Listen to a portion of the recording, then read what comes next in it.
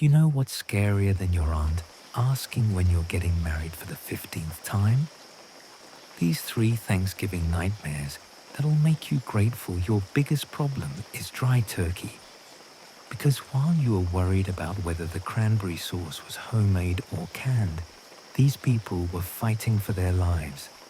Buckle up, grab your leftover pie, and let's dive into three true Thanksgiving horror stories that prove sometimes the scariest thing at the dinner table isn't on the menu.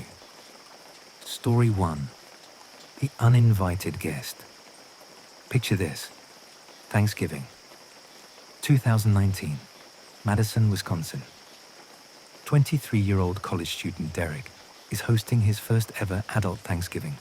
No parents, no supervision, just him, his girlfriend Emma, and four of their closest friends trying to figure out if you're actually supposed to baste the turkey or if that's just something people say on cooking shows.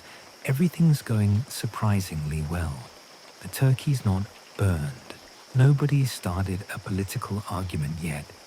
And Derek's actually feeling pretty proud of himself. That is, until around 8 p.m. when someone knocks on the apartment door. Now, here's where it gets weird. Derek wasn't expecting anyone else. All 6 people who were invited were already there. He looks through the peephole and sees a middle-aged woman in a tattered coat, holding what looks like a covered dish. She's smiling. Not a normal smile, though. We're talking about that kind of smile that makes you want to check if your doors are locked, you know? Derek, being a polite Midwestern kid, cracks the door open with the chain still attached and asks if he can help her. The woman's response, "I brought stuffing for the family dinner." Just like that, confident, like she was invited. Derek politely explains there must be some mistake. This is his apartment, and she has the wrong place. The woman's smile doesn't fade. She just repeats, "I brought stuffing for the family dinner," and tries to push the door open. Red flags are going off like fireworks on the 4th of July. Derek quickly shuts the door, locks it, and tells everyone inside to be quiet. They can hear her outside. She's not leaving. She's just standing there, breathing loudly enough that they can hear it through the door. For the next 20 minutes, this woman stands outside Derek's apartment door, occasionally knocking, sometimes trying the doorknob. At one point, she starts humming what sounds like a children's lullaby, but wrong, like she's forgotten half the notes and is just making it up as she goes. Finally, Derek calls his landlord, who lives in the same building. The landlord comes up, and the second this woman hears his voice, she books it down the hallway and disappears into the stairwell before anyone can stop her. They never found her. The police searched the building and the surrounding area. Nothing. But here's the kicker that'll make your skin crawl. When Derek finally worked up the courage to check the hallway, there was a casserole dish sitting right in front of his door, covered in foil. He called the police back, and they took it as evidence. You want to know what was in it? Raw chicken, unwrapped, unseasoned. Just raw chicken pieces sitting in an old Pyrex dish. The police theorized she might have been suffering from some kind of mental health crisis or dementia, but they never identified her. Derek moved out 2 months later, said he couldn't shake the sound of her humming through his door every time he tried to sleep. Think that's unsettling? Wait until you hear what happened when someone decided to be generous on Turkey Day. Because sometimes the scariest monsters are the ones we invite inside ourselves. Let's talk about the delivery that should never have been accepted. Story 2. The package. Thanksgiving 2021. Portland, Oregon. Sarah Chen and her husband Marcus are doing Thanksgiving, just the two of them, for the first time ever. Both their families live across the country. Flights were expensive, and honestly, they were kind of excited for a quiet, drama-free holiday. Just them, a modest turkey, some wine, and maybe binge-watching movies after dinner. Around 3 p.m., while Sarah's in the kitchen, fighting with the Instant Pot that promised to cook the turkey in half the time. Spoiler alert, it didn't. The doorbell rings. Marcus answers it, and there's a delivery guy with a massive box. Like, really massive. The kind of box that makes you think someone ordered a new TV or furniture. The delivery guy seems nervous, in a hurry, and practically shoves the electronic signature pad at Marcus before speed walking back to his unmarked van. Not a UPS truck, not FedEx, just a plain white van that Marcus later describes as the kind you see in every kidnapping movie ever made. Marcus brings the box inside. It's surprisingly light for its size, and calls Sarah over. Neither of them ordered anything. The shipping label has their address, but no return address, no company name, just their names and address printed on a standard label. Sarah's immediate reaction is, don't open it. She's seen too many true crime documentaries. But Marcus is curious. He argues it might be a surprise gift from family. So against Sarah's better judgment, he grabs a knife and starts cutting through the packing tape. The second the box opens, they both immediately wish they'd listened to Sarah's gut. Inside is another box, and inside that box is another box. It's like the world's most disturbing set of Russian nesting dolls. 4 boxes deep, and the boxes are getting progressively stranger. One is covered in what looks like children's crayon drawings. Another is wrapped in old newspaper from 1987. Yes, they checked the dates. The third has words scratched into it. Feast repeated over and over in what looks like it might be blood, but probably isn't. Probably. By the time they get to the 4th and smallest box, Sarah's already got her phone out, ready to call the police. Marcus opens it, and inside is just a note, handwritten in shaky letters. I know what you did last Thanksgiving. I was watching. I'm always watching, and this year I'm grateful for you. They immediately call the police. The cops come, take the boxes as evidence. And here's where it gets absolutely wild. The handwriting matches a cold case from 3 years prior. A stalker who'd been sending similar packages to random people across the Pacific Northwest. The boxes were always elaborate, always arrived on holidays, and the victims reported feeling watched for weeks afterward.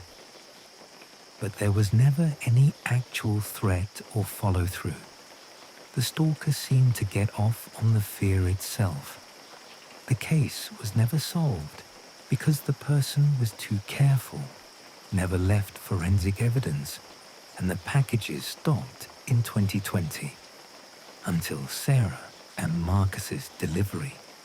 The police increased patrols in their neighborhood, but nothing else happened. No more packages, no signs of anyone watching. But Sarah says even now, 2 years later, she checks her doorbell camera obsessively and refuses to accept packages she didn't order. Marcus still won't eat leftovers from that Thanksgiving. They threw everything away, including the turkey that was still cooking when the box arrived. Some people ruin Thanksgiving with bad cooking. This person ruined it with psychological warfare.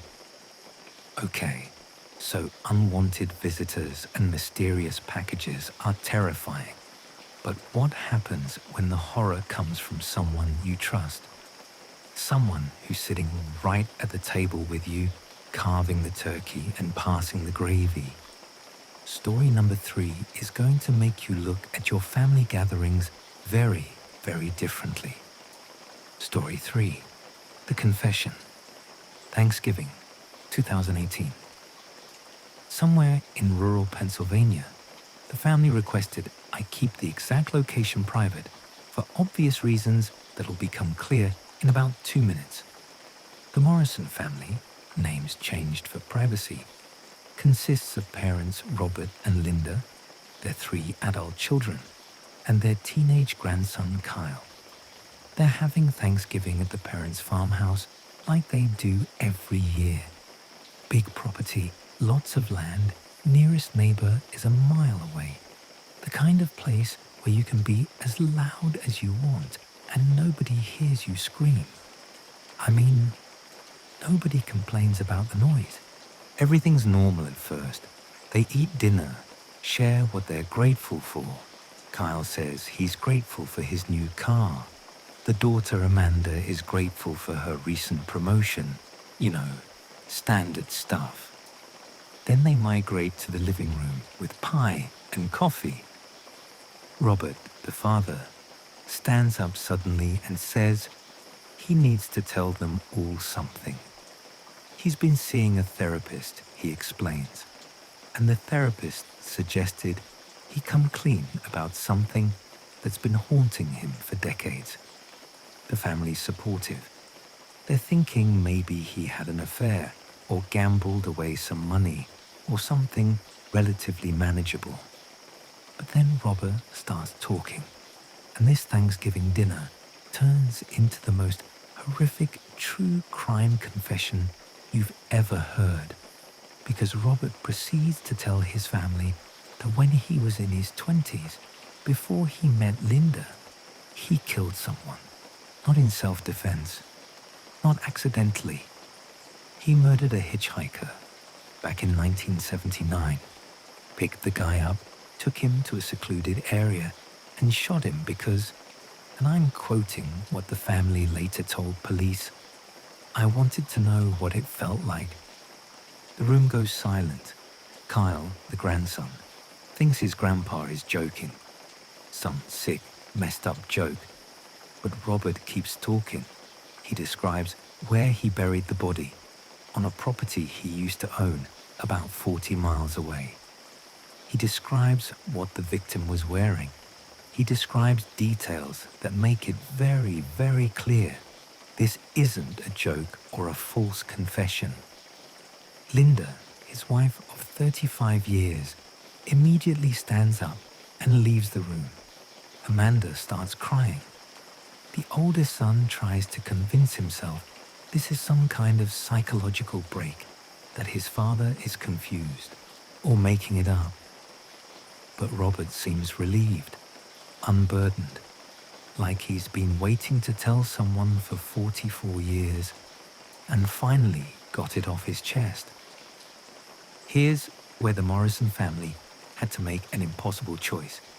Do you turn in your own father, your grandfather, or do you pretend you never heard this confession and go on with your lives? Kyle, the teenager, made the decision for them. While everyone was processing, he walked into the kitchen and called 911. Just straight up said, "My grandfather just confessed to murder, and I think you need to come here right now."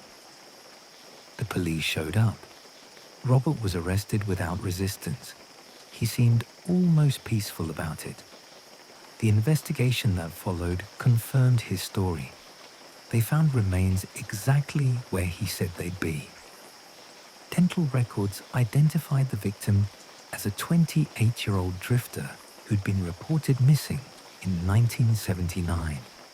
The case had gone cold decades ago. Robert's currently serving a life sentence. The family completely fractured. Linda divorced him immediately. The kids haven't spoken to each other since that Thanksgiving. Kyle's in therapy, obviously. And the farmhouse, it's been on the market for 4 years. Nobody wants to buy the property where a murderer hosted family dinners for decades. The prosecutor at Robert's trial said it was one of the strangest cases he'd ever seen. A voluntary confession at Thanksgiving dinner, prompted by therapy homework. The therapist, by the way, never told Robert to confess to his family. The therapist suggested he confront his past traumas, and Robert decided this was the way to do it. So, yeah. This Thanksgiving, when your uncle starts telling uncomfortable stories after a few too many drinks, just be grateful it's not this story. And there you have it, folks. 3 Thanksgiving horror stories that prove the real nightmare isn't the tryptophan coma. It's the fact that terror doesn't take holidays. If these stories made you want to crawl under your table instead of sit at it, make sure you hit that subscribe button, because I've got plenty more nightmare fuel where this came from. Drop a comment telling me which story disturbed you the most. Or better yet, if you have a Thanksgiving horror story, share it below.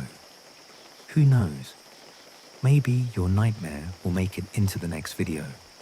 And hey, if you actually enjoyed this video, in that weird way where we enjoy being scared, smash that like button so the algorithm knows to spread the terror. Until next time, stay safe, keep your doors locked, and maybe think twice before accepting mysterious packages. Happy Thanksgiving. If you can still call it that after hearing these stories, peace out.